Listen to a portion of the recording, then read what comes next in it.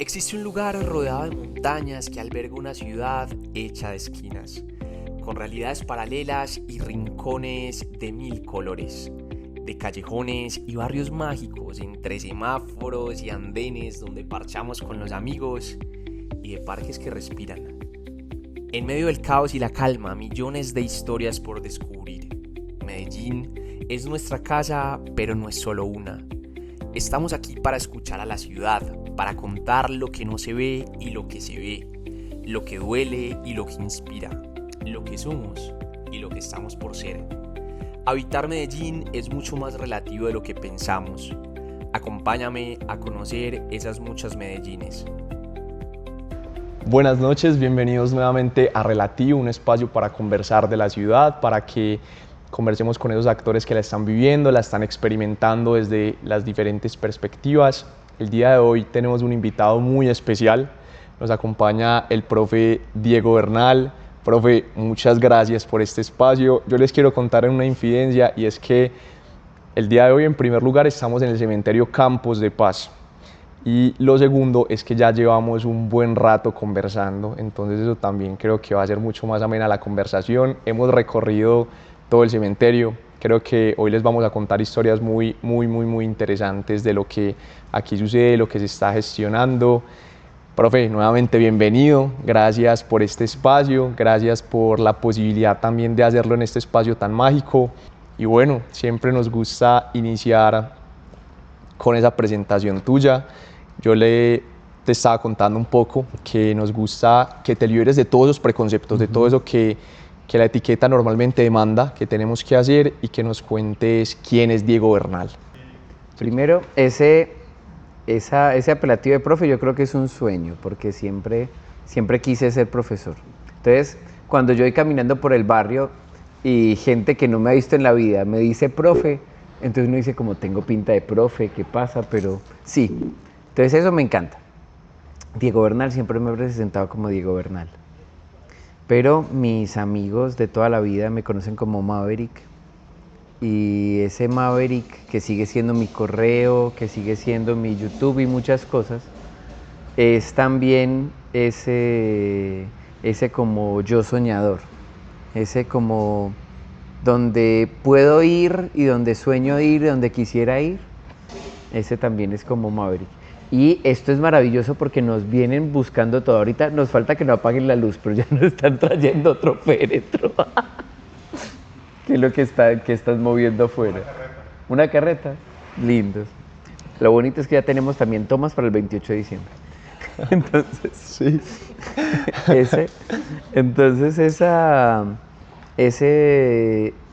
Este Diego Bernal es como una fusión de lo que siempre soñé hacer y que Maverick me ha dicho como hacer, viajar, conocer, andareguiar, estudiar, leer, y un coronel Bernal que me disciplina que bueno, entonces hay que ponerse juicioso a cumplir como todas esas cosas. Y yo creo que eso termina siendo como ese profe, esas dos cosas al tiempo.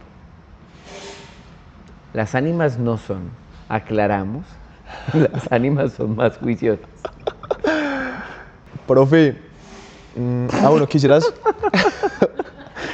¿Estás bien así con tu presentación? ¿Te gustaría describirte así como un soñador y además como una persona que a la vez es rígida en esos aspectos? Sí, o sea, amo la historia, amo los cementerios que me definen y ya más de la mitad de mi vida se las he dedicado a los cementerios. Desde el 98 hasta nuestros días ya son 27 años largos. Okay. Y llegué por casualidad a ellos, pero creo que a ellos les debo mucho. Entonces a mis muerticos, como les digo, es como una manera de retribuirlos, del poder ayudar desde mi trabajo, poder acercar las personas a estos espacios de la muerte. Cuando le pedía el permiso a Campos de que estuviéramos acá, y Campos sin dudarlo nos permitió, es porque ya también hemos logrado crear ese vínculo, esa confianza y esa otra mirada. Cuando en el cementerio San Pedro comenzaron por allá en el 1996 a plantear el trabajo desde una visión patrimonial, Catalina Velázquez generó un concepto que se llamaba la otra mirada. Y la otra mirada es cómo ver a los muerticos y al espacio funerario con otros ojos. Y ese proceso incipiente en un cementerio, que en ese momento era el cementerio de los sicarios, un cementerio estigmatizado, las violencias de Medellín, para el 98 ya habían logrado ser declarados museos o reconocidos museos por los otros museos de la ciudad. Para el 99 un bien de interés cultural de carácter nacional. Y en el 2000 ya se había creado una red iberoamericana de la cual yo pues desde 2009 soy el secretario permanente. Entonces es como si fueran historias que se van hilando de lo que siempre hemos creído.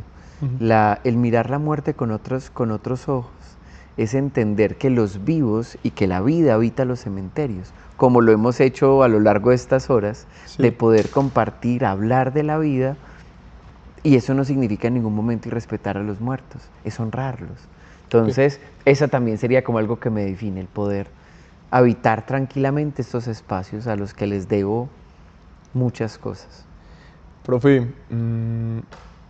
me gustaría que nos cuentes un poco, me gustaría hablar de dos temas, pero me gustaría iniciar preguntándote cómo fue crecer en esto, y de pronto si lo podemos hilar, cómo fue crecer en esta ciudad, cómo fue crecer en una ciudad, y si lo podemos ir hilando de cómo llegas al tema de la muerte y los cementerios. Es un tema que genera muchos tabús en la gente, y no solo en la gente, sino que creo que cada vez más nuestra generación le está teniendo mucho miedo al cementerio, a la muerte, cada vez lo hablamos menos. ¿Cómo llegas a eso? ¿Cómo fue el crecer? Y si hay alguna anécdota que te haya traído también al vivir y al experimentar la muerte de la forma en la que la experimentas. Yo soy de la Medellín de los 80. Yo nací en el 80 y en el 84 me vine a Medellín porque por cuestiones laborales de mis padres, pues de mi papá, nací en Bogotá, pero soy cejeño de corazón, Bernal de la Ceja, Botero de la Ceja, y muchas cosas me atan con la ceja. Pero entonces el llegar a Medellín desde chiquito me va a tocar toda esa Medellín de la violencia, y a veces cuando nuestra ciudad que se sigue enloqueciendo por momentos, uno ir en el bus del colegio. Yo soy estudiante bolivariana, este año cumplo 40 años, desde primero de primaria en el 86 entré. Iba en el bus que me llevaba a la casa escuchando cómo amaneció Medellín, y cómo amaneció Medellín era contando la pila de todos los muertos que habían encontrado, cómo estaban vestidos, todas las cosas, y era normal para nosotros, o sea que el conductor estaba escuchando el noticiero y nosotros niños escuchando las noticias atroces que tenía la ciudad.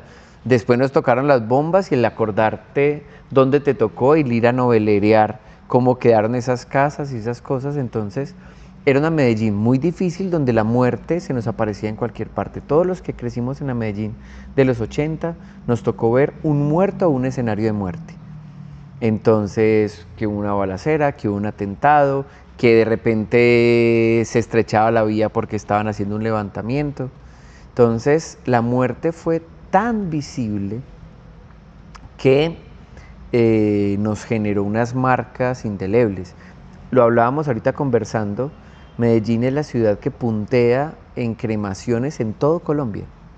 Que la cremación que tenía un tabú y la gente no quería cremarse y la resurrección y las cosas, acá el asunto es que la gente no quería estar en los espacios de la muerte. Y no quería estar en los espacios de la muerte primero porque las muertes de jóvenes van a generar mucho más duelo, muchas más visitas, y en medio de jóvenes que están cayendo en el conflicto, entonces también posiblemente retaliaciones. Entonces que el cementerio fuese un escenario donde también se podían revivir esas guerras barriales, hizo que la gente dijera, mejor cremo y me llevo a mi muerto. Entonces, si mi muerto murió normalito, yo me lo llevo.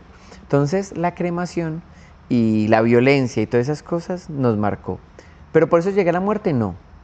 Sencillamente la conocía. Me tocó acompañar el entierro de una bisabuela en el 87, pero un mes antes habían asesinado a un tío, y ese sí no me llevaron. Entonces, ¿por qué te llevan al entierro de la bisabuela y no del tío?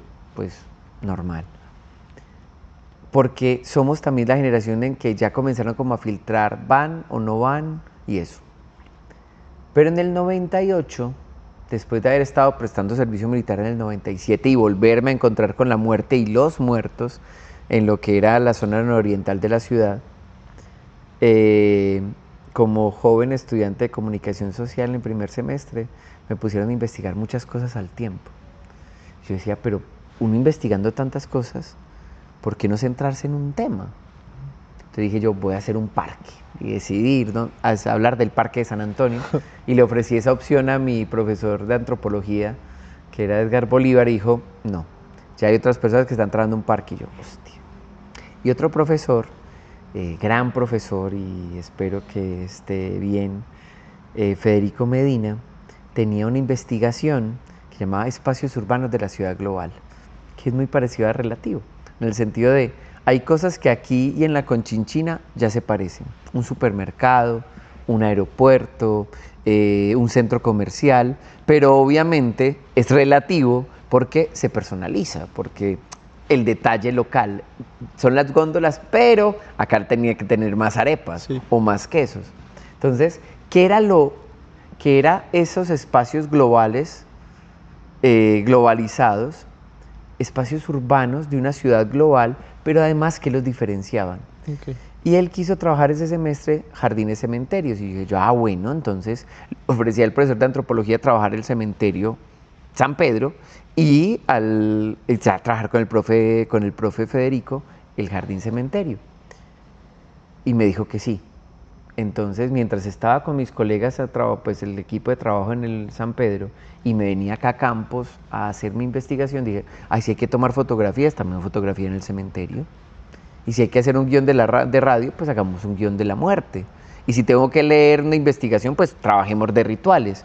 Entonces, durante todo ese semestre, fui como metiéndole a la muerte y a los espacios de la muerte, y ahí es donde entonces se fusionan lo que quería yo soñando y lo que disciplinadamente iba organizando, y se formuló algo que también termina siendo como una especie de un homenaje a Federico y a Gildardo Loteiro, otro profe ya fallecido, que llamaba Morfología de los espacios y distribución protocolaria de los difuntos en los cementerios de Medellín.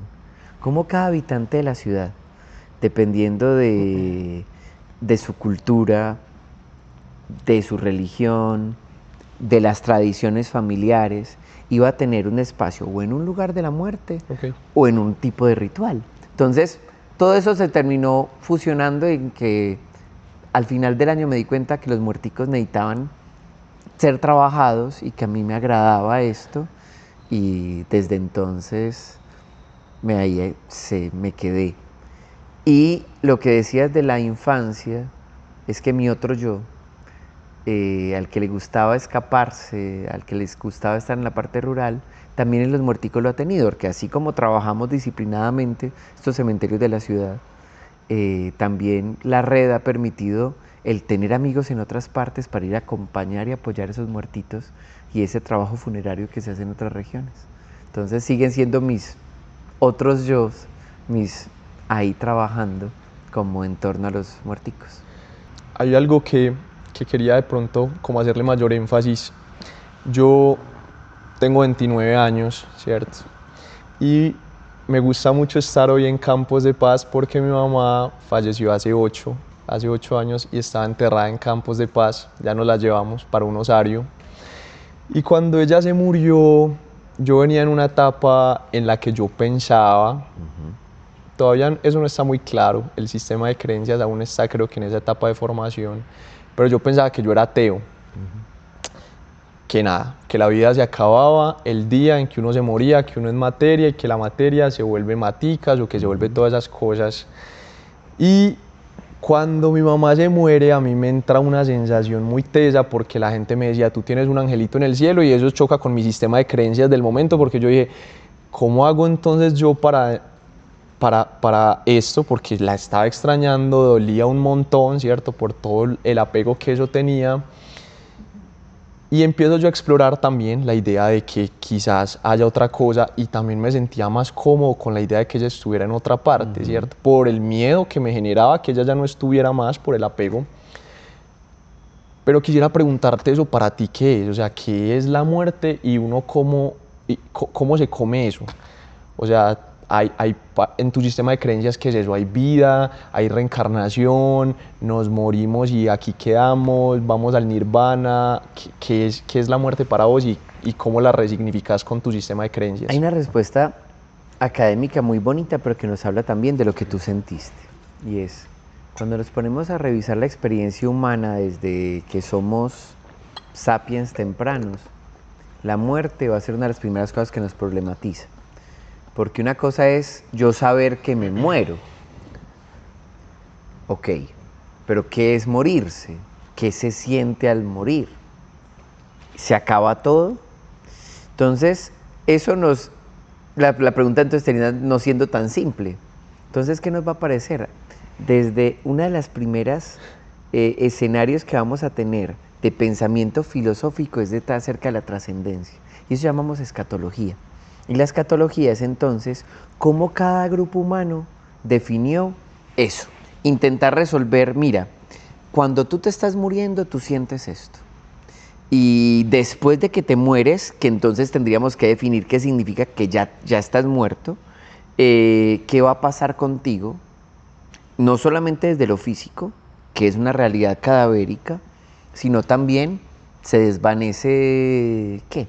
Entonces, el tener un sentido de trascendencia da esperanza y da tranquilidad. Y ese es algo que golpea mucho a las personas que se consideren ateas, porque terminan teniendo más miedo. O sea, intentando salir de creencias que obviamente son difíciles de soportar, terminan más solos y con más miedo, porque precisamente para romper la soledad y el miedo fue que creamos las creencias. Totalmente.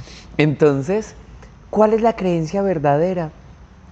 Muchas, lo que podemos entender es la sensación verdadera de que cuando ustedes sientan que le está dando cosquillita la muerte, que les da miedo morir, o en especial que les da miedo que se mueran las otras personas, es donde comenzamos un diálogo con la muerte. Y eso son los rituales funerarios. El poder entonces, como decir, muerte, viniste a saludarme ahora porque te llevaste a mi mamá. Y me duele, pero quizás me duele más que se esté yendo a ella a pensar mi muerte, pero entonces comienzo a mirar, pero ojo, que no significa que quiero que te lleves a este o a este o a este. Ajá. Entonces, ¿cómo a partir del ritual intento casi como dialogar con ella? Dice Vincent Thomas en un texto muy bello que llama Antropología de la Muerte, que con la muerte se está dialogando, pero se está dialogando en sociedad, y en el detrás de cámaras hay alguien alias la Monita. Y yo le decía, hay un tema, Monita, y es que no es que sencillamente tú estés con dolor, sino tú estás en shock. O sea, estás intentando asimilar que esa persona que querías tanto ya no te responde. Pero eso nos hace aún más humanos, porque vuelvo a esos sapiens, se daban cuenta que el compañero o la compañera, ese ser querido, ya no. Pero no eran capaces de dejarlo ahí. Dijeron no, o sea, que se lo coma a un tigre, no. A no ser que encontremos que ese tigre sea el encargado de trasladar a mi muertico hacia un mejor lugar. Cuando para nosotros, para cualquier antioqueño, pensar que un muerto lo coman los gallinazos es la peor pesadilla. Pero cuando tú te vas a algunas regiones de la India, donde hay espacios donde el cadáver es puesto para que efectivamente esas aves sagradas vengan a llevarse a nuestro muertito hacia otra parte, ¿qué nos dice? La solución frente a un tema físico que se llama el cadáver. Nos daba miedo la cremación, pero la cremación la usamos hace miles de años cuando dijimos, ¿qué hago con una realidad física? Yo amo a ese ser querido, pero no quiero que se descomponga a mi lado. Entonces lo pusimos al fuego, pero generamos toda una significación de por qué lo ponemos al fuego y por qué es bueno ponerlo al fuego. No, lo echo al agua. Y lo echo al agua y genero todo un discurso de por qué es bueno ponerlo en el agua. Entonces, no es una sola solución, sino que tenemos que entablar dos diálogos al tiempo. Un problema con un cadáver ¿qué vamos a hacer con el cadáver? Incluso ocultarlo bajo tierra o ponerle una caverna, ponerle rocas encima. Pero también qué hago con el sentimiento. Porque esa duplicidad que desde entonces, desde la no creencia, sería, no, es que ya entonces la materialidad termina siendo todo. O desde la espiritualidad, entonces no, ya lo material no importa y eso es, entonces ahí comienza un diálogo. Y la escatología es la que te va a dialogar con la espiritualidad. Entonces, en mi caso, yo creo que lo mejor que puede pasar con cada muertito es hablar con el vivo primero y conociéndolo y sabiendo en qué cree y qué lo hace feliz, poder entonces ayudarle a planear y a cumplir ese deseo, porque es que él ya no va a ser el que toma las decisiones, pero tiene que contar contigo de que esas decisiones que tomó sean las que le harían bien. Y ahí es donde tú puedes, en el plano que esté y desde la dimensión que lo veas, sentir que le cumpliste a tu mamita o no le cumpliste a tu mamita. Y ahí es donde te puedes despedir con un poquito de esperanza y tranquilidad. Pero no me has contestado todavía la pregunta. ¿Qué pasa cuando te mueres en tu sistema de creencias? Yo no sé. ¿Qué sientes tú? Tu ser, ¿qué te dice? ¿Qué pasa ahí? Es muy bonito porque esa termina con mis muchachos, entonces cuando yo les llevo, vamos a los cementerios, conozco tantos cementerios, dicen, profe, pero entonces ¿en qué cementerio se queda usted? Porque entonces yo adoro Campos de Paz porque trabajamos desde acá, desde el año 2020 que nos abrieron generosamente las puertas y este proyecto ha sido hermoso. Por el Universal hemos trabajado muchísimo, desde 2017 intentándolo poner en valor, con pausas, con intervenciones y todo lo que pasa en un cementerio público que es muy complejo, pero lo quiero mucho. Al San Pedro le debo prácticamente este trabajo de cementerios desde el 2000 y todo lo que nos sirvió de ejemplo, pero no tengo como, pues, y no es porque ni le tenga miedo ni porque me crea inmortal, sino porque es como no es algo que considere y es contraproducente de tomar esa decisión en este momento. Pero sí soy, y he sido el encargado hace mucho tiempo, de poder cumplir con lo que puedo cumplir. Bien. A mi abuelo tuve el honor de, en medio del COVID, cumplir los deseos funerarios que él tenía. La última persona que tocó en el cuerpo de mi abuelita fui yo, en el sentido de primero verla bonita, o sea, mi abuelita sin la cajita no se veía linda, o sea, la abuelita tenía que tener otra vez su sonrisita y tenía que tener su retenedor, o sea, tenía que tener sus dientecitos. Y todas esas cosas, entonces, el yo poder, que si llevo tanto tiempo trabajando con los muerticos, mi responsabilidad es para con ellos, al menos en mi familia, el poder hacer eso es lo que me hace como feliz. No quiero y no es mi deseo cumplírselos pronto, porque quisiera tenerlos con ellos. Pero ahí es donde se activa como esa duplicidad. Sé que soy el que tengo que tomar el relevo. ¿Quién va a ser el que tome las decisiones por mí? Ahí es lo complicado.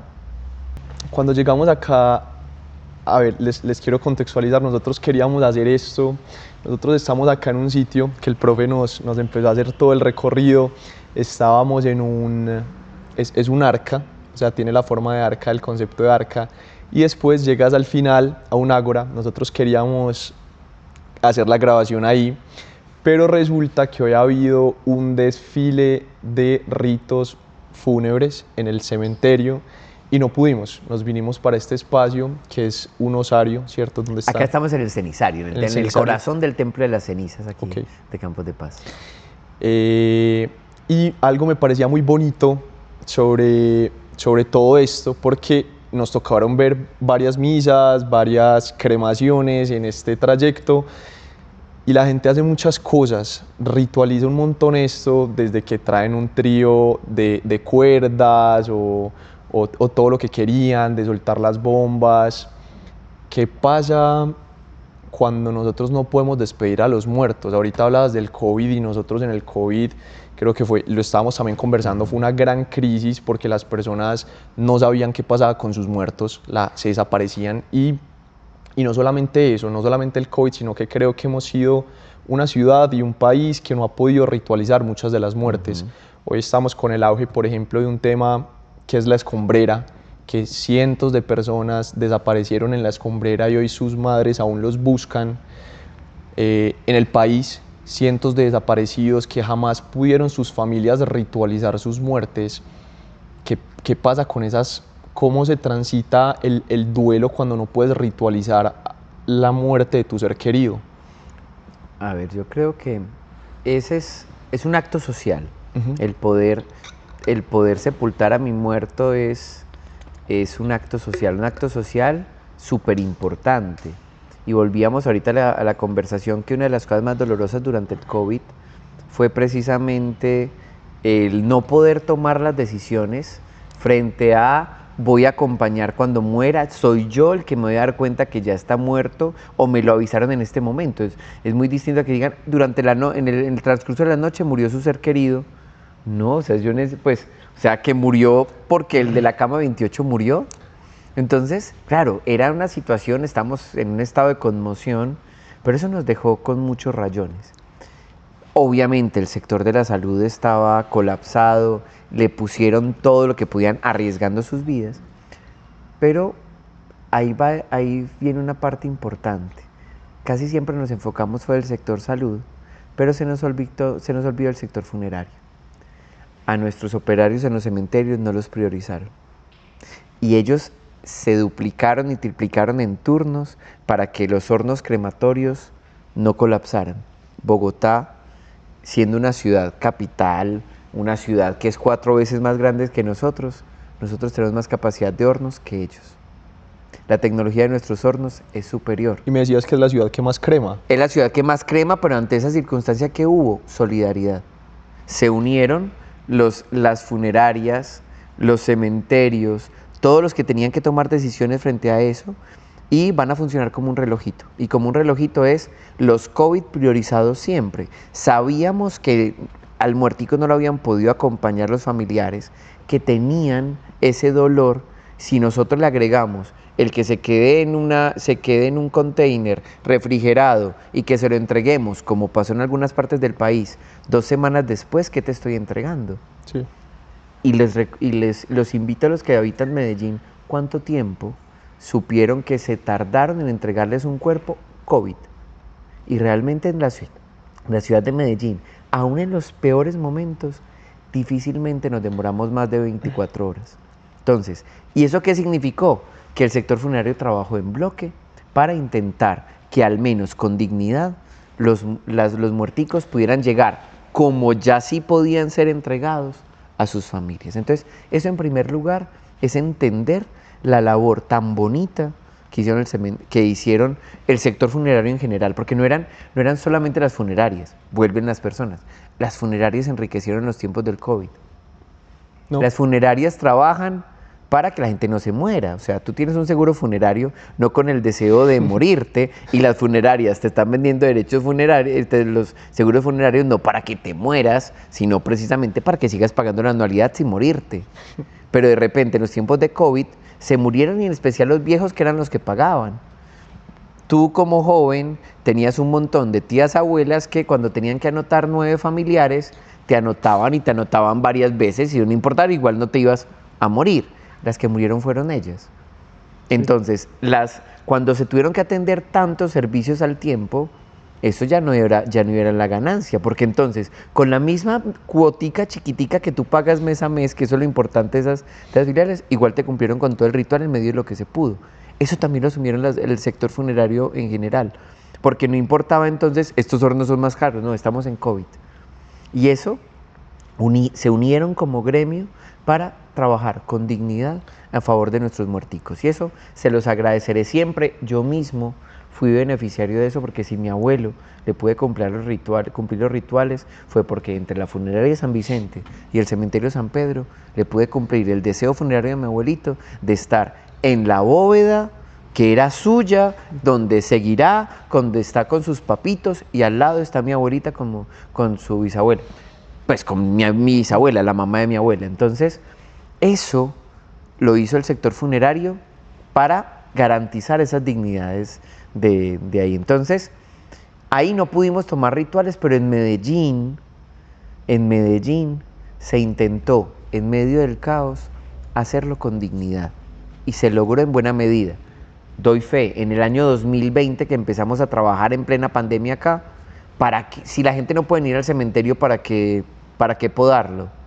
Nunca se dejó de podar, no se dejó de limpiar, se permitió incluso algo muy bonito, y es que los floristeros tuvieran autorizaciones especiales para mantener las tumbas bonitas. Entonces los contraticos que tenían se reactivaron, cosa que las tumbas que tenían contratos se les pudieran seguir poniendo florecitas, y así como ustedes les mandaban el tiempo que alcanzó a vivir mi abuelo, nos mandaban las fotos como casi como prueba de supervivencia de nuestro viejito, pues también entonces acá se les mostraba la tumba para que las personas dijeran, no puedo venir a visitar a mi mamita, pero la tumba está bonita, está limpia, está cuidada, y eso es un ejercicio de dignidad. Entonces, lo que vimos ahora fue eso, tuvimos un sepelio con un trío, un sepelio del padre de un sacerdote, que son diferentes estatus, diferentes ritualidades, diferentes cortejos, pero todos cohabitando. Saben, viene el turno del otro, sencillamente vamos saliendo. La gente en un cementerio cambia un poquito el chip. Sabe que los otros están en situación de duelo, y así como yo tengo el derecho de despedir como me nace, los otros entonces también respetan, pero ya después viene mi turno para hacer mi despedida. Eso era, sin yo saberlo, el eje de mi trabajo de grado cuando era comunicador de primer semestre, porque es cada muertico tiene su espacio y tiene su ritual. ¿De qué dependerá? De la decisión de los vivos. Ningún muertico acá, ni las cenizas que tenemos acá, llegó solito. Fue una familia que tomó decisiones para que dejarlo aquí, para cremarlo o no, para guardarlo o no, pero ahí nos volvimos a activar como familia, como grupo. Yo creo que yo he tenido las dos experiencias de poder enfrentarme a una muerte que ha sido preparada y enfrentarme a la muerte inesperada. Porque la muerte llega de las dos formas, a veces te lo anuncia, también a veces toca tu puerta. La de mi madre fue así, 3 semanas antes de que ella se muriera le dijeron, tienes un cáncer de estómago, te vas a morir, y ella en la plena tranquilidad de la vida dijo, yo quiero que mi entierro sea así, que hayan estas flores, que pongan esta foto, que esté esta música, todo, organizó su entierro. También, por ejemplo, un tío lo mataron.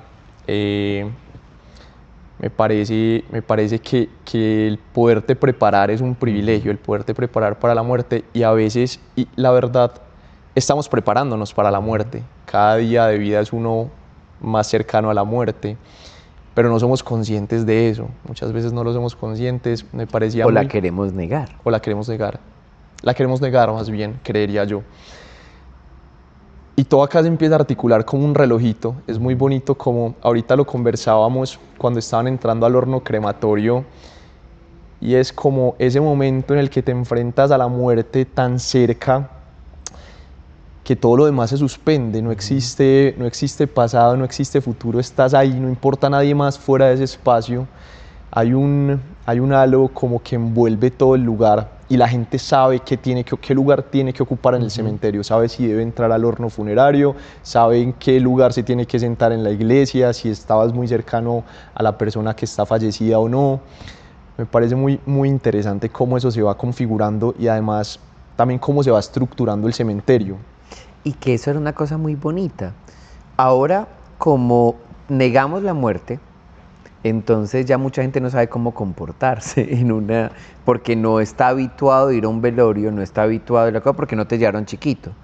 A la generación de mis papás, ellos iban a los velorios, iban a los entierros, les tocaba ir a la visita a los cementerios. Entonces, ¿ellos qué aprendieron a hacer? Eso. El asunto es que no nos lo transmitieron, porque en ese momento dijeron, no, eso no es una experiencia para los niños. Entonces los niños no deben estar en esos espacios, no deben estar en esos espacios. Y era como si, alejándonos de la muerte, olvidáramos que era la muerte. Y ahora estamos pagando las consecuencias, porque cuando encontramos los libros de autoayuda, en el medievo también existían libros de autoayuda. Pero esos libros de autoayuda no eran para sacar los músculos, ni para tener una mejor tips de cocina. No, eran libros para saber morir.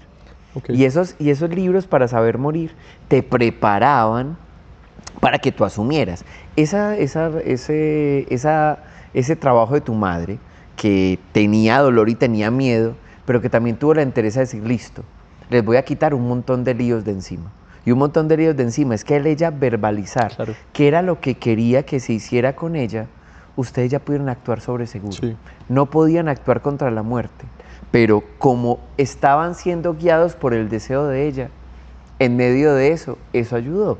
Entonces, cuando reflexionamos en el morir, y vuelvo, totalmente incoherente yo, porque a eso me dedico y no lo he pensado para la mía, pero el poder sentarnos a conversar en confianza, decir qué deseas, qué sueñas y qué es lo que te haría como sentir, no bien, pero al menos cómo te la has imaginado, nos ayudaría primero a tener una conversación mucho más honesta, y también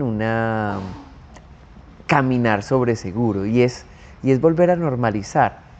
Eso nos ayudó el COVID. Para eso nos ayudó el COVID. Cuando nos volvimos a acordar que nos podíamos morir, que no importaba ser jóvenes, no importaba estar en aparente buen estado de salud. Nunca entendimos por qué el COVID se cargaba a ciertas personas y a otra gente por la que uno diría, a el COVID se lo lleva, o nunca le dio o no le hizo nada. Mientras a otras personas, hombres o mujeres, que estaban mejor, el COVID se lo llevó muy rápido. Entonces, la vida es tan vulnerable que pensar en la muerte no debería generarnos tanto resquemor. Y lo mejor, no por no hablar de la muerte dejaremos de morirnos. Tenemos que ser conscientes de eso. Sí.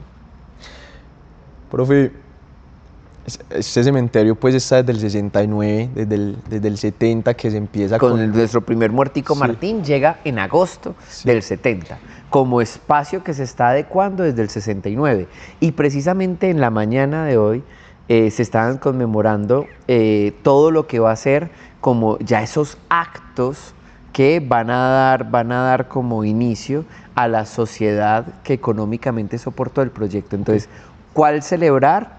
Para mí, particularmente, los 70 años, los 55 años que cumplimos el año pasado del entierro de Martín, que se bendice el espacio, pero ahorita estábamos conmemorando los 57 del acto administrativo de comenzar a buscar y a crear este cementerio. Ok. Y tú hablas de un espacio, no, tú hablas más bien de un hall de la fama, de esas personas que se han muerto acá. Por ejemplo, estábamos hablando del tema de Darío Gómez, el rey del despecho, que está acá. ¿Qué personas están acá y qué, por ejemplo, nos quisieras contar de esa gente? Cuando nosotros llegamos a Campos de Pasos, yo trabajo con muertos hace mucho tiempo y Campos lo conocía, pero uno como historiador y como dedicado de cementerios patrimoniales, los jardines cementerios son casi que la competencia, los que están eliminando, como es, porque son todos iguales, no, mentiras. Realmente cada cementerio tiene, además de sus muertos, tiene sus espacios, y este cementerio es maravilloso. Primero porque se concibió como un espacio diferente, y diferente es que con el entierro de John F. Kennedy, las élites antioqueñas y colombianas en general se dieron cuenta, nuestros cementerios están pasados de moda. O sea, nuestros cementerios donde la muerte es tan visible, no. Queremos Arlington, queremos un cementerio, bosques, caminos. Entonces comenzaron Barranquilla, Bogotá y Medellín a buscar hacer su propia versión. Nosotros nunca decimos ser los primeros, Barranquilla y Bogotá dicen ser los primeros, nosotros decimos ser los segundos, nadie nos disputa el segundo lugar. Matemáticamente es complejo, pero... y se crea como espacio, pero ese cementerio comienza entonces a ser el espacio de sepultura de unas élites emergentes. El San Pedro seguía con las élites tradicionales, pero entonces élites empresariales y políticas que poco a poco fueron haciendo la transición. Cuando llega la violencia, el San Pedro se viene abajo, y no se viene abajo porque deje de ser el espacio de sepultura, sino porque se vuelve un cementerio más popular. Entonces ahí era el cementerio de gente de los barrios populares, especial zona nororiental y noroccidental, que la noroccidental nunca asumió el Universal, sino el San Pedro, y Campos de Paz pasa a ser el cementerio más usado de la ciudad, de estratos medios y altos. Entonces ahí nos fueron entrando también personajes que caían en medio de esa guerra. Entonces, al lado de nuestro hombre en busca de paz, ese primer integrante de ese hall de la fama es Carlos Mauro Hoyos, asesinado precisamente un día como ayer, estaba de aniversario, trasladándose al aeropuerto José María Córdoba, es asesinado en un intento de secuestro, se lo llevan herido y después la versión del propio Popeye es que entonces para que no se les muera más bien lo matan, o sea, para que sea como ese juicio que le querían hacer. Después tenemos en el 88 nos va a llegar, en el 89, perdón, nos va a llegar Antonio Roldán Betancourt, gobernador, asesinado por error en un atentado, porque se equivocaron de carro al que le querían hacer el atentado, y al lado de ellos queda alguien triste que había participado en la alegría de la creación del cementerio, y es Jorge Robledo Ortiz. Y digo triste porque él creó la oda al hombre en busca de paz. Él se soñó esta tierra de muchas maneras, pero después termina siendo ese, siquiera se murieron los abuelos y todo lo que va a ser, como ese dolor de esta tierra que se había llenado de violencia. Y yo, más allá de los poemas largos, me quedo con una frase de un país en el cual se pueda volver a ir a pescar de noche. Y termina sepultado al lado de ellos, 88, 89, el 90.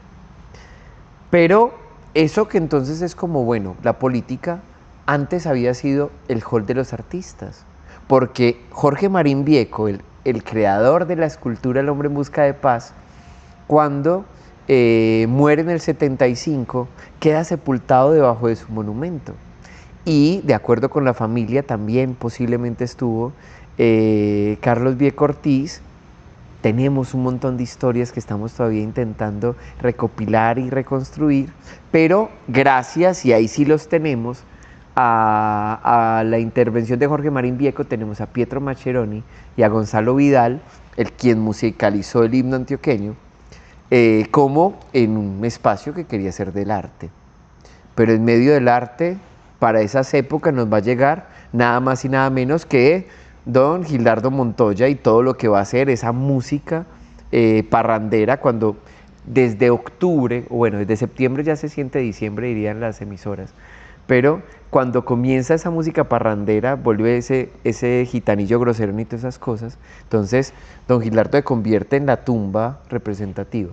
Entonces fue muy singular que en medio de un cementerio con historias de violencia, con historias de cultura, cuando en el año 2022 fallece Darío Gómez, estábamos empezando a hacer los recorridos guiados. Y en agosto iba a ser el recorrido de arte y cultura. Íbamos a lanzar por primera vez el recorrido por donde estaban los actores, los cantantes, los músicos y los mecenas de la cultura en Medellín. Y él le da por morirse a finales de julio y se llevó obviamente todas las luces. Como rey era, quedó en el trono del rey. Y así fue como tituló Semana después de que me entrevistaron. Y fue muy bello porque le competimos entonces a el narcorrelato. Desde el 93 la tumba más visitada del área metropolitana ha sido la de Pablo Escobar, pero por momentos, en Montesacro, pero por momentos Darío Gómez le compite cuando llegan buses, cuando llegan a grabar canciones ahí, a hacerle homenajes. Entonces no tenemos narcorrecorridos acá afortunadamente, pero sí tenemos tours culturales que comienzan a incluir a Darío, y a través de Darío podemos contar la historia de tantos habitantes de este Valle de Aburrá y de Antioquia que están sepultados aquí. Y eso es un cementerio, un resumen de la ciudad y del entorno en el cual se instituye. Así quería de pronto tomar como ese acápite y decir, con eso que estás diciendo entonces, que el cementerio es ese libro abierto de la ciudad, es una bitácora, es un diario entonces de lo que pasa en la ciudad.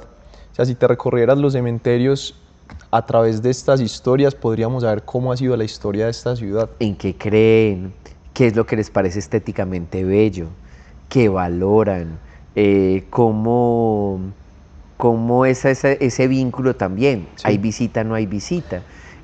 Nosotros somos una ciudad donde las flores son flores de verdad y entendemos que las flores se entregan y necesitamos flores vivas. En el Chocó no hay flores. Realmente, y si cortas una flor, realmente no son flores que duren mucho. No. Entonces, ¿qué hace la gente? Flores de papel. Y en medio de una de los primeros de las cosas que se activa cuando saben que hay un muerto es comenzar a hacer flores de papel para poder hacer las coronas de flores de papel que van a llevar. Y es entonces, cada sociedad normalizó un sistema de representaciones y de solidaridad. Porque, volviendo a lo que les contaba ahorita, en ese momento los deudos más cercanos están todavía intentando asimilar la pérdida. ¿Quiénes tienen que asumir la batuta? Esos amigos, ese grupo de familia ampliada que puede darte una mano. Y por eso también es muy importante el sector funerario, cómo han intentado entonces, a partir de esos planes, que no son solamente el negocio, sino también es forzarte a que digas, no te tienes que pensar desde esto hasta esto, ya lo tienes resuelto básicamente. Tú me llamas y nosotros vamos a ir resolviendo. Nos encargamos de todo. E intentamos. Y deme una persona que va a tomar las decisiones y ahí lo vamos a organizar, porque no es el momento de tomar esas decisiones en medio del shock. Decías algo de lo que me quiero pegar, que es algo que te he querido preguntar todo este rato, de eso de en qué creen y cómo lo transitan las ciudades, ese sistema de creencias. ¿En qué cree Medellín? ¿Cuáles son esos rituales? Pero más allá del Camposanto, ¿cierto? Porque acá se dan unos rituales. ¿Qué está pasando? ¿Cuáles son esos rituales funerarios? Porque hemos hecho también, es muy visible, por ejemplo, ese ritual del Día de los Muertos en México, pero cómo vivimos nosotros la muerte, cómo la ritualizamos en los diferentes espacios, porque no solamente es católica, o sea, acá, y creo que acá en Camposanto se da mucho el ritual católico, pero ¿qué otros rituales se están dando en nuestra ciudad? Es muy bello porque Antioquia tiene una idiosincrasia propia. Bogotá, volvamos a Bogotá, capital. Bogotá, los lunes son singulares. Los lunes es el día donde hay más visitas a los muertos y a los muertos que no tienen deudos, sino que la gente está buscando ayudas espirituales y mágicas. Entonces, los cementerios bogotanos, si ustedes se acercan a un cementerio bogotano un lunes en la noche, van a encontrar velas. La gente va a alumbrar esos cementerios porque es el momento en que pueden hacer como esas interacciones. Aquí no. Pero acá tenemos una creencia muy arraigada y muy bonita, que son las ánimas del purgatorio. Si tú le intentas explicar a alguien que no comparta nuestra idiosincrasia, que las ánimas no son espantos, ni que te dan miedo, sino que te ayudan. O sea, tú estás invocando a las ánimas sin que sea en particular un espíritu en específico para que te ayuden a encontrar las llaves, para que te despierten. Otra gente diría, oiga, ¿usted en serio le está pidiendo a un muerto que lo despierte? O sea, yo me despertaría asustado. Y no, la gente le pide y ustedes van a encontrar. Y sí lo despiertan a uno, profe. Oíste, y son tan importantes que nos inventamos el animero para que la sacara a pasear. Claro, entonces los animeros también hacen parte de esa idiosincrasia. Medellín es una gran ciudad, pero es una ciudad que tiene un corazón muy pueblerino. Y muy pueblerino porque miren, este profesor que nació en Bogotá, que su papá nació en Medellín, se sigue declarando cejeño y sigo diciendo que soy Bernal de la Ceja y Botero de Sonsón, pero entonces, todas esas cosas, ¿por qué? Porque si nos ponemos a mirar, son muy pocas las familias que dicen que no, son de Medellín de toda la vida y todas las generaciones, no. Nosotros venimos del suroeste. ¿Quiénes? Pues los abuelos, pero seguimos siendo del suroeste y entendemos eso. Y de ahí nos trajimos esas tradiciones. Y nos trajimos esas tradiciones que las veíamos ahorita reflejadas. Entonces es muy linda porque es una ciudad cosmopolita, pero al mismo tiempo que sigue teniendo un corazón pueblerino. Y esas son tradiciones pueblerinas. Entonces los animeros que están reviviendo es porque la gente se acordó, oiga, pero es que esas ánimas no las han vuelto a sacar. En el San Pedro de los Milagros pasó algo muy bonito, uno de mis muchachos lo trabajó, y es que el animero se había extinguido hasta que un profesor dijo, oiga, pero ¿qué pasó? Entonces volvieron a sacar al animero, y volvieron a sacar al animero por unos años, ya el profe se fue, no del mundo, se fue de San Pedro, pero el animero entonces se activó por un tiempito, pero de Copacabana nunca se ha ido, porque se murió Chucho Huevo, pero tiene ahí sus herederos y la gente sabe que está ahí. Y en Puerto Berrío es una institución, Sí. porque no solamente el animero está cuidando las ánimas, sino que también la gente recuerda que él ayudó a muchos de esos cuerpos que bajaban por el río Magdalena, que la comunidad adoptó porque les daba pesar, pero al mismo tiempo también comenzaron a hacer ese diálogo mágico religioso de son como santitos particulares, muertitos a los que yo al acoger también me están ayudando. Entonces, ¿qué es eso? Una fusión maravillosa de lo que deseamos, de lo que sentimos, pero también de homenajear a la vida y a la Sí. muerte. Yo nunca he visto un animero, pero me acuerdo una vez que en Copacabana me tocó precisamente que el animero sacara por esa zona a pasear las ánimas y me decían, no se vaya a asomar, no se puede asomar porque las ánimas vienen detrás del animero. Él ni siquiera como que se puede dar la espalda a mirar las ánimas, sino que él saca las ánimas del cementerio y se va derechito. Nunca lo he visto, en mi imaginario es un señor encapuchado que va con una campanita rezando, no sé qué, porque no se pueden mirar a las ánimas, ¿qué pasa ahí? ¿Te vuelves piedra? ¿Qué pasa? A ver, yo siempre he sido muy juicioso en no ponerme a torear fuerzas que no controlo. Entonces, respeto muchísimo las creencias. Entonces, ¿por qué? Porque no se puede. ¿Por qué no se puede? Porque No. no explican, pero yo no me pondría a retarlo. Es como cuando la gente dice, ay, van a por el profe y usted va a hacer la tabla. Y dije, ¿yo para qué lo voy a hacer? O sea, Sí. yo trabajo con mis... Cuando yo empecé a trabajar con los muerticos en el 98, la única vez que yo salí como maluco de un cementerio fue la primera vez que visité con ánimos de investigador. Venía yo caminando del cementerio de la estación Exposiciones del metro a pasar el puente sobre el río Medellín, y yo era como, de eso que se siente uno pesado. Yo dije, mire, fue muy bonito porque fue un acto consciente por allá en agosto del 98, pero era como decirles, mire, yo voy a trabajar por ustedes, yo quiero trabajar con ustedes, pero a mí no me interesa interactuar. Entonces, yo lo que pueda hacer por ustedes, muy bien, pero no y es como si hubiéramos hecho un pacto. Entonces, yo no estoy buscando fantasmas, tampoco veo fantasmas, ni me persiguen fantasmas. Cuidaré a mis muerticos siempre que quieran, pero dicen, pero no es que no sean esas cosas. Entonces, es como respetar, y tampoco me pongo a torear la suerte ni la vida. Entonces, si la gente tiene una tradición y cree en ella, ¿para qué voy a ir y respetarla o eso? Entonces, el animero, y cuando he hablado, yo tampoco los he acompañado en los recorridos, pero cuando hablo uno con ellos, y no son animeros patos, sino que es gente que lo está haciendo Sí. desde la devoción, es como... Sí, es toda una tienen- institución. Exacto, tienen sus secretos, tienen sus saberes. Había una cosa, una de mis muchachas lo entrevisté, decía, de que tuvo, como estaba primíparo, apenas estaba aprendiendo, que de repente entonces dejó de campanear, Ujú. y al rato pues llegó al cementerio, volvió a cerrar, pero que cuando estaba llegando a la casa sintió que algo lo golpeó, y entonces cayó en la cuenta que en algún momento había dejado de campanear, entonces que posiblemente se le había quedado por fuera un alma, entonces tuvo que volver a hacer todo el recorrido, como volver a recoger de pronto quien se le hubiera quedado disperso para entregarlo. Y todo el recorrido, sí, porque no la veía ni sabía, pero él quedó intranquilo. Les aseguro que donde él no hubiese ido, repetido el recorrido, no hubiese quedado tranquilo, porque si estás desafiando fuerzas que no controlas y creencias que no controlas, ¿para qué te metes? O sea, entonces él lo hizo con la responsabilidad de en algo en lo que creía, entonces eso me parece hermoso y muy respetable. Además que son seres humanos muy singulares. Sí. Para los que no son de Medellín, no sé si en otras partes sucede, profe, pero el primer trago que uno se toma es el chorrito para las ánimas.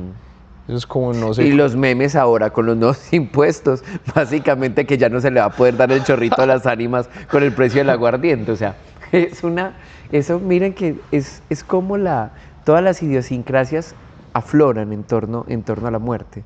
Es muy bello porque cuando Darío Gómez nos enseñó que nadie era eterno en el mundo, él mismo se estaba diciendo que no lo era. Y esa canción se convirtió en un himno con el cual se han despedido a cientos, a miles de antioqueños y de gente del país, pero también lo despidieron a él. Y son canciones que se convierten como en un testamento, pero que nos están dando a entender eso. Somos finitos, pero ¿cuál es el legado que estamos dejando? Entonces, es muy singular porque entonces las ánimas que son anónimas, porque no es que no sea un ánima no es un ánima en particular, yo no estoy pidiendo a mi tía que me despierte. Es la generalidad de las esas ánimas. cosas, es como si básicamente fueran como un grupo de buenos amigos que los antioqueños entendemos que hay que honrar y que están ahí. No, totalmente. Yo me acuerdo que cuando se me perdía algo, decían, récele a las ánimas que ellos se lo encuentran. Las ánimas le aparecen eso, lo que se le haya perdido, el control del televisor, la plancha, lo que se le pierda, se lo encuentran. Si le reza con devoción a las ánimas, se lo encuentran. Profe, la conversación está muy buena, pero me gustaría como empezar a cerrar este espacio con la parte, con una parte como muy sensorial, pero no sin antes, hay una parte que también te quería preguntar, son las disposiciones de los cuerpos, porque las personas creo que recientemente también han empezado a tomar las decisiones sobre las disposiciones de sus cuerpos, de sus órganos. Ese tema ¿qué? ¿Cuál es tu concepción sobre la donación de órganos? No, por favor, o sea, es mantener la vida, es mantener la vida, o sea, y eso es muy bonito porque yo vuelvo. En el 98 comencé a trabajar con muerticos y una de las primeras personas que creyó en mí y que sigue siendo, así como yo lo acompañé todo el tiempo que yo era un niño y mi papá trabajaba en el SENA, entonces yo me iba con él a los viajes. Él ahora es quien me acompaña, entonces le ha tocado visitar no sé cuántos cementerios acompañándome, ahorita estábamos de recorridos y él es como esa fiel compañía. Pero entonces él me decía, Diego, mire, cuando yo me muera yo quiero donar todo lo que sirva, todos los órganos que sirvan, y ahí entonces ahorita me lo gozo porque claro, cada vez son más años, entonces él dice, no sé, lo que sirva, pero que lo cremen y que sus cenizas las lleve a la Ensenada de Utría porque él quiere estar eternamente donde las ballenas van a hacer el amor. Entonces, esa parte de la donación me parece algo muy bello porque es como saber que de este cuerpo finito realmente hay elementos que pueden seguir generando vida. Entonces, si bien yo no necesito saber que ese específicamente es el pulmón derecho de mi papá, el poder entender que alguien al menos recibió una esperanza. Muchas veces los órganos, el cuerpo no los acepta, es una cosa muy complicada, pero al menos el dar esa esperanza, yo creo que ya vale la pena. Tomar esa decisión porque muchos de esos órganos se tienen que dejar en momento de una vida relativa. Porque es que tenemos muerte cerebral, pero todavía tenemos algunas funciones básicas. Entonces, que la familia tome esa decisión es difícil, por eso es importante que digan, a ver, ¿yo quisiera estar conectado a unas máquinas? No. ¿Yo quisiera que me prolonguen la vida más allá? No. Si ya no hay una probabilidad de que yo tenga una vida eficiente, pero algo de mí puede hacer que alguien tenga una vida eficiente y mejor, perfecto. Desde mi punto de vista, y esto sí es decisión tajante, así como mi papá lo ha decidido, creo que es donar vida y eso, porque igual no lo voy a necesitar, para ninguno de los rituales voy a necesitar esas partes y esos órganos, pero obviamente es importante hablarlo, y es importante hablarlo porque nos da miedo, y nos da miedo en el sentido de, primero tenemos esperanza, entonces si usted le está sacando eso y quizás si él todavía tenía vida, no, o sea, hablemoslo con claridad, cuál es ese límite, qué es lo que es médicamente posible y cuándo yo sencillamente quiero como trascender hacia ese otro espacio. Entonces eso me parece fundamental. Hoy por ley todos somos donantes, pero ¿por qué entonces nos siguen faltando órganos? porque es que ni siquiera las mismas autoridades se atreven a forzar algo que deberíamos haber hecho por voluntad propia y que nuestros familiares deberían decir, ante cualquier eventualidad, mi papá, mi mamá o mi hijo es donante. Cuando consideren que ya no hay más posibilidades, por favor, denle vida a quien todavía tiene posibilidades de vida. Ok. Quisiera entonces hacerle estas preguntas a ese Diego que escribiste como el soñador, a Maverick. De pronto que dejaras un poquito de lado a ese Bernal, a ese más cuadriculado, que también te representa, pero que te permitas liberarte de esos preconceptos y de esa cuadrícula, para preguntarte entonces desde lo más sensorial, ¿a qué te suena la vida y esta ciudad? ¿A qué suena? Amo caminar, amo llegar a un lugar que no había ido, amo ver un amanecer o un atardecer en un lugar maravilloso, amo poder contar historias con mis amigos, con las personas que quiero, amo enamorarme, amo poder abrazar, amo poder encontrar esas personas que llevo tantos años teniéndolas cerca, a las que no me toca explicarles quién soy, sino que saben y que ellos saben que tienen una casa en mi casa, como yo sé que tengo una casa en la casa de ellos. Entonces, esa vida de poder sentir que más allá de lo formal o de lo que se tiene que hacer, hay una retaguardia estratégica. Okay. Y una retaguardia estratégica es el volver. Sí. Extraño profundamente a mi abuelo, y no solo porque no entendiera que ya tenía que morir, el viejo ya hacía rato había decidido eso, pero extraño la vida que viví con él cuando me podía escapar de Medellín. Y me escapaba de Medellín, donde la vida secreta de ese ratoncito de biblioteca, que no me hacían bullying porque me hacía respetar, pero en medio de lo enclenque que era, pero que cuando salía a vacaciones o un fin de semana largo, me iba para Vegachí y me convertía en ese niño que iba al ordeñadero, que sabía ensillar, que montaba, que pescaba, que podía irme, y siempre tuve la libertad entonces de irme al potrero que quisiera, a ver atardecer, a contar vacas, a leer bajo un árbol. Y eso, por ejemplo, en los tiempos de pandemia, que no solamente lo perdía él, sino que decía, uno se ha encerrado en un espacio así, cuando en esa finca yo podía existir. Y si algún día soy rico y extravagante, la compraría nada más como por poder decir, ese potrero donde crecí, poder tener como esa libertad. Entonces, son cosas que amo. Y el poder cumplir como esos sueños. Pero en resumen, ¿a qué te sonaría? Me sonaría. En síntesis, ¿qué sería ese sonido que cuando tú vas a la vida en la ciudad y a la vida que has transitado, cuál es el sonido que queda? Volviendo a esa finca, eran esos silencios bullosos. ¿Y qué quiere decir esos silencios bullosos?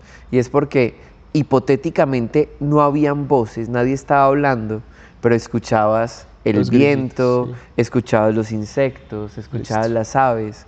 Eso para mí es paz. Listo. Y el poder encontrar eso en las montañas es lo que más feliz me hace. Ok, suena a un silencio bulloso. ¿Y a qué huele?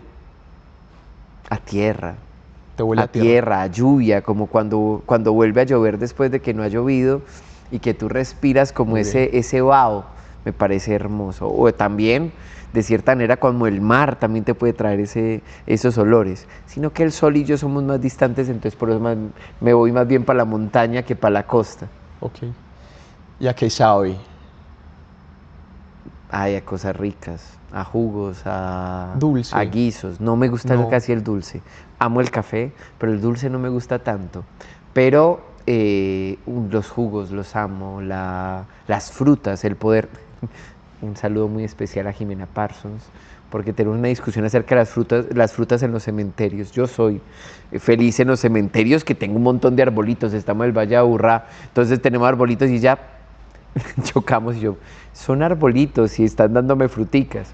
Y con mis estudiantes peleos porque ellos dicen que esas fruticas son de las ardillas y yo, también son mías, o sea, podemos compartir. Entonces el poder tener la libertad de encontrarme un arbolito y comerme esa frutica me hace tan feliz, o sea, que no la compro en cualquier supermercado, la estoy cogiendo yo y me vuelve a conectar como con lo simple que es el vivir y poder como proveerte hasta cierta manera. Sabe a frutas entonces. Y si fuera un color, ¿qué color sería? Hay una cosa muy bonita en la Bretaña francesa, que los bretones, marineros, no existe el azul, existe el verde, todo es verde. Entonces el azul y el verde son gamas de verde. Y sin ser bretón, porque siempre he tenido más preponderancia por el azul, el verde es mi segundo. Entonces esa fusión me encanta, o sea, son como mis tonos. Pasando de eso sensorial que es tan físico, me gustaría ir a la memoria. Y me gustaría preguntarte con relación a la memoria, hay muchos recuerdos en tu vida, muchos seguramente. Es una vida en la que has hecho muchas cosas, que has viajado, que has conocido, que te has nutrido de muchas experiencias. Pero quisiera que entre todo eso escogieras un recuerdo. ¿Con qué recuerdo te quedarías y qué recuerdo le regalarías a esas personas que nos están escuchando de tu vida? Triste, feliz, ese que enmarcarías en el hall de los recuerdos. Uy, esa así es como cuando me dicen cuál es mi cementerio favorito y no sabría decirlo. Pero esos momentos en los que he podido como estar en un lugar al que sencillamente había leído. Yo siempre me gustó Hungría. ¿Por qué? Porque me gustaba el nombre. Y Budapest me gustaba como nombre. Y entonces me prometí que iba a cumplir 30 años, los 30 años iba a cumplir en Budapest. Mi novia del momento estaba trabajando con Minas, yo no pude viajar a Europa, pero ella estaba haciendo una misión en el Baupés y yo dije, listo, ¿cuál es la ciudad más parecida a Budapest que hay en Colombia? Mitú. Y me fui para Mitú. La gente decía, ¿y en qué se parecen Mitú y Budapest? Y yo, ¿usted ha ido a Mitú? No. Entonces, ¿por qué me dice que no me parece a Budapest? ¿Usted ha ido a Mitú? Sí, sí, he ido a Mitú. ¿Ha ido a Budapest? No. Entonces, no sabe si le parece. Entonces, yo me fui para Mitú diciéndome, es la ciudad más parecida a Budapest. Y ahí cumplí 30 años en la mitad del río Baupés, en un señor que lo contraté en la orilla. Le dije yo, por favor, lléveme al centro del río. Y él, ¿pero para dónde vamos? Para el centro del río. Y él quedó, ¿pero cómo así? Sí, o sea, yo le pago, lléveme a la mitad del río. Y cumplí 30 años en la mitad del río Baupés. Y le dije, amigo, acabo de llegar a los 30 años. Listo. El man dijo, ok, me volvió a la orilla, bien. Pero al año siguiente, yo cumplo años a las 6 de la tarde, con una gran amiga, María del Mar, fuimos al Puente de las Cadenas en Budapest, todavía con 30 años oficialmente, porque entramos a las 5:50 para llegar a la mitad del puente y ahí cumplir 31 años. Y ahí viendo a Buda, viendo a Pest, el Danubio, darme cuenta que Mitú y Budapest no me parecían en nada, pero que al menos fue una excusa para poder prorrogar un año ese sueño que había que cumplir y esa promesa que tenía que hacerme. Y se cumplió. La palabra se cumple hasta para uno mismo. Ojo con eso. Y ahora quiero ir a la imaginación. Nosotros vivimos en ciudades, ¿cierto? Que cada vez son más grandes, más pobladas, más frenéticas, más rápidas. El caso nuestro es esta ciudad de Medellín. ¿Cómo es esa ciudad, esa Medellín de tus sueños y qué tan distante está de la Medellín actual? Vuelvo a La Ceja. Nunca viví en La Ceja, nunca he tenido 1 centímetro cuadrado en La Ceja. Pero cuando voy a La Ceja soy importante, porque voy en Semana Santa. Y en Semana Santa cargo el Nazareno de La Ceja. Entonces tengo privilegios que solamente esas familias de La Ceja tradicionales podemos tener. Entonces yo puedo entrar a cualquier parte del templo, cualquier cosa. Soy del Nazareno y es muy, muy singular porque es como hay mucha gente de La Ceja que sí vive en La Ceja, que aporta sus impuestos en La Ceja, que podría tener más derechos, pero ahí es donde se define lo que es la aristocracia y es como eso que heredé de unos ancestros que hicieron grandes cosas por ese pueblo, tanto que siguen transmitiéndome ese cariño y que yo me sigo sintiendo con ese derecho y lo ejerzo con mucha felicidad. Medellín es una ciudad a la que amo y en la que yo ejerzo ese derecho de tener mi biblioteca y nunca he pensado todavía trasladarla. se vuelve una ciudad pesada a ratos, se vuelve caótica a ratos, pero la capacidad hermosa que tiene Medellín de reinventarse, de volver a cambiar, de volver a transformarte, de sorprenderte, es lo que me ilusiona seguir. Tenemos que modernizar muchas cosas, pero el poder atravesar y acoger a las personas mejor es viable. Entonces, esa Medellín de hoy no le cambiaría nada, sino que sigamos teniendo ese amor por la ciudad. Porque algo que tiene la ciudad es que la queremos realmente. La cultura metro no la hemos llevado a toda la ciudad, o sea, la ciudad es muy complicada, no es eso. Pero no es mala esa cultura metro, porque realmente sencillamente lo que hizo es aprovechar el amor que teníamos por la ciudad y decir, sígase sintiendo orgulloso que usted es la única que tiene metro y usted lo va a poner entonces así, lo va a poner en ejército y la gente se transforma porque se siente orgullosa. Trasladémosla a otros espacios y sigamos entonces encontrando espacios de ciudad donde nos sintamos orgullosos. Y cuando nosotros le logramos transmitir a los niños el que sientan que esta ciudad es hermosa y los quiere y les está brindando esas oportunidades, va a ser una ciudad más limpia, más amable, más acogedora y que podamos entonces seguirla chicaneando, no con el chauvinismo de que esta es la mejor, la única, sino que es nuestra ciudad y que al ser nuestra ciudad, es la ciudad que vale la pena mostrar. Amén de todas las cosas, es nuestra ciudad y transmitir. Volver a la campaña de la ciudad donde nací, con la que yo crecí, que era la ciudad del 85, y les pongo retos ochenteros. Quiero a Medellín de 1985. Póngala a correr al mismo tiempo de la versión que sacaron en el 2005. Y van a encontrar unos cambios bastante grandes, porque incluso esa ciudad de los 80 mostraba unas cosas y chicanea unas cosas que todavía no tenía, la del 2005 otras. ¿Por qué no hacemos una nueva? ¿Cuál es esa Medellín ya del 2026 o de esta década del 2020 para volver entonces a reactivar esas cosas de las que nos sentimos orgullosos? Eso es, yo creo que eso va a hacer que la Medellín de ahora sea igual de bonita que la ciudad de mi infancia o la ciudad en la que nació mi papá o en la que mi abuelo decidió venirse a vivir. Para mí esta ciudad también es perfecta con todas sus imperfecciones. Me encanta habitarla y me encanta recorrerla y conversar con personas como tú que también aman la ciudad. Quisiera cerrar conchudamente dándonos un regalo de parte tuya, tanto a los oyentes como a mí. Un mensaje de cierre. ¿Qué quisieras decirle a esas personas que nos están escuchando de todo ese trasegar que has hecho, de toda esa experiencia que has tenido, de toda esa sabiduría que has adquirido?